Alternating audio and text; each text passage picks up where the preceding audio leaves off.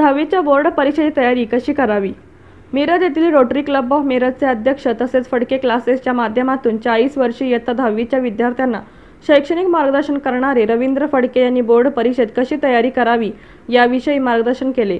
त्यांच्या मतानुसार विद्यार्थ्यांनी 10वी बोर्डाच्या परीक्षेच्या अगोदर कशी तयारी करायची याविषयी खूप संभ्रम अवस्था असते. याबाबत पालकांनी लक्ष घालणं गरजेचं आहे. परीक्षेच्या अगोदर प्रत्येक विषयानुसार पुस्तके, वह्या, नोट्स, गाईड्स, प्रश्नसंच याची वेगवेगळे गठ्ठे करावे. म्हणजेच मराठी या विषयाचे सर्व साहित्य एकत्र ठेवावे व इंग्रजी या विषयाचे सर्व साहित्य एकत्र ठेवावे. असे विषयावार साहित्य एकत्र करणे गरजेचे आहे. यानंतर परीक्षेच्या आदल्या दिवशी पाठ्यपुस्तकानुसार प्रकरणानुसार आपण वाचून मुद्दे काढले पाहिजेत. एक ताव घेऊन त्या तावावर बारीक अक्षरात दिवसभर हे मुद्दे लिहून काढावेत.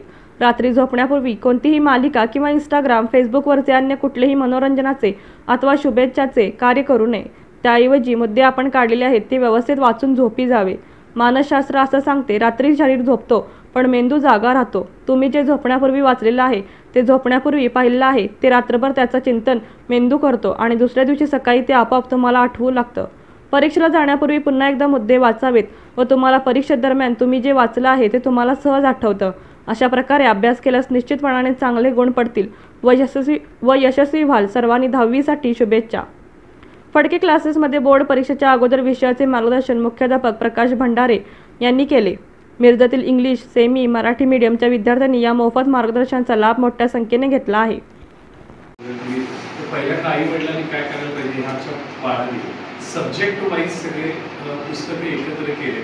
सगळं मराठीच्या वह्या, मराठीची पुस्तकं, मराठीचे गाईड्स, मराठीचे पेपर्स, मराठी सगळे एकत्र आहेत. इंग्लिश आहे का, सायन्सवर आहे का, सायन्स टू आहे का, असं सगळे एकत्र करून लावून ठेवले.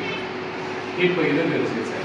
आणि मग तुम्हाला दिवसभरात काय करायला पाहिजे, एखादा ताव घेऊन फुल स्केलचा ताव घेऊन पॉईंट्स द्यायला पाहिजे. काय करायला पाहिजे, पॉईंट्स. आदल्या दिवशीचं लिखाण फार महत्त्वाचं. आदल्या दिवशी जे तुम्ही लिहितात ते दुसऱ्या दिवशी आपोआप आठवतात. आणि आदल्या दिवशी तुम्ही सगळे पॉईंट्स, मराठीतले महत्त्वाच्या कविता, महत्त्वाचे कवी किंवा काय झाल्याचे पॉईंट्स, काय तुमच्यातील महत्त्वाच्या निबंधाचे पॉईंट्स, पत्रलेखनातल्या काही महत्त्वाचे काय असतील तर ते थोडंसं असं हे सगळं तुम्ही लिहून काढायला पाहिजे पॉईंट्स. आणि तो कागद रात्री झोपण्यापूर्वी वाचला पाहिजे. मोबाईल तो कागद बघायचा आणि झोपायचं. तुम्ही झोपता, बॉडी झोपती, मेंदू काम करतो. आणि मेंदू सकाळी सगळं लक्षात ठेवतो. म्हणजे रात्री वाचलेले पॉईंट्स सगळे लक्षात ठेवतो. परीक्षेला ऑटोमॅटिक आहे. मी असं करत 9 डिग्री घेतली. मी सेट परीक्षा पण पास झाली, मी PhD पण झाली, मी आता LLB पण झाली.